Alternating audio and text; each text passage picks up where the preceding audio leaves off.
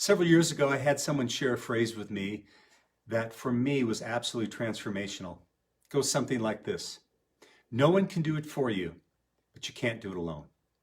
Hi everyone, Chris Natzke here with Black Belt Leadership Speaking and Coaching with your Mind of a Champion tip of the week. No one can do it for you, but you can't do it alone. This is a phrase that has its origins in the alcohol and drug rehabilitation world, and for me it has particular resonance. I grew up in a household with a father who was an alcoholic and struggled with alcohol addiction his entire life, and I saw how he went through that process, and so that certainly resonates for me. But I've also noticed that this phrase can impact every area of our life, particularly when we're going through challenge. You know, many times when we go through challenge, we have a tendency to isolate. We think we can do it all ourselves. Or what we do is we have a tendency to blame someone else for what's going on, or we're waiting for someone to rescue us. And none of those is completely true.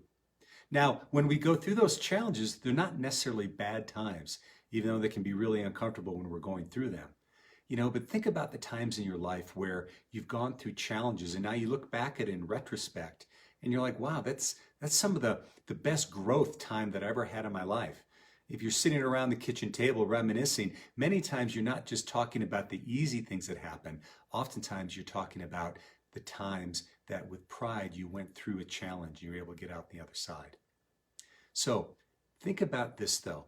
Not only is it there's power in doing things by ourselves, but there's also great power in knowing when to ask for help. And nothing illustrated this better than several years ago, actually quite a few years ago, when I started my speaking career. And when I was just starting out, what I was doing here in the Denver area is I was speaking to a number of service organizations. Think Kiwanis clubs, Rotary clubs, Optimist clubs, etc. That's how I cut my teeth in the business, just getting out and speaking in front of audiences. And it wasn't, it often happened, it wasn't unusual for me to have more than one talk in a day, sometimes as many as 3 talks in a day.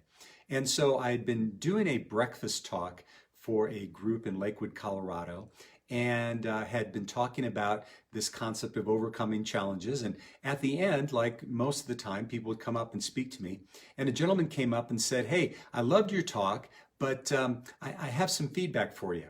He said, "For the last 25 years, I've been working in the drug and alcohol rehabilitation world." And he said, "Yeah, overcoming challenges is great. But," he said, "one of the most powerful things that I teach my people is that it's okay to ask for help."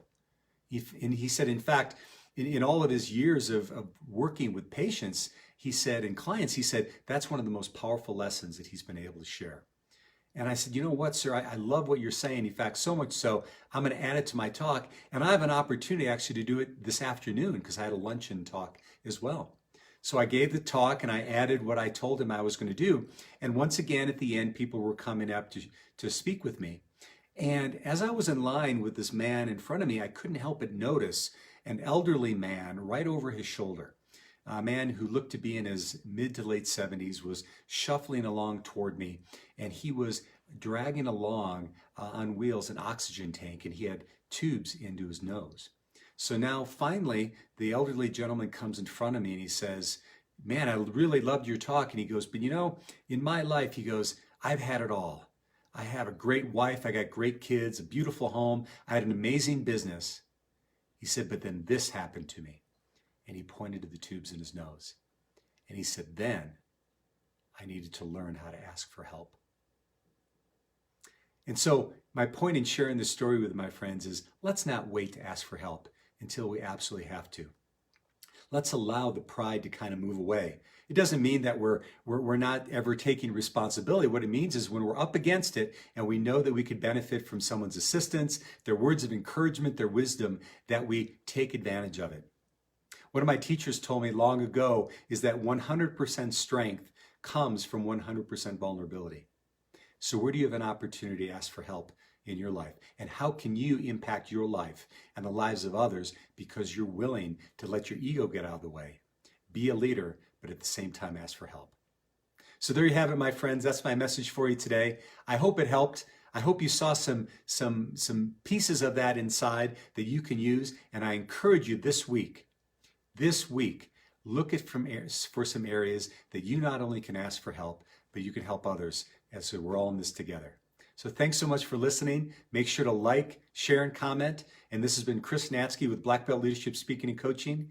And we'll see you next time on the Mind of a Champion Tip of the Week.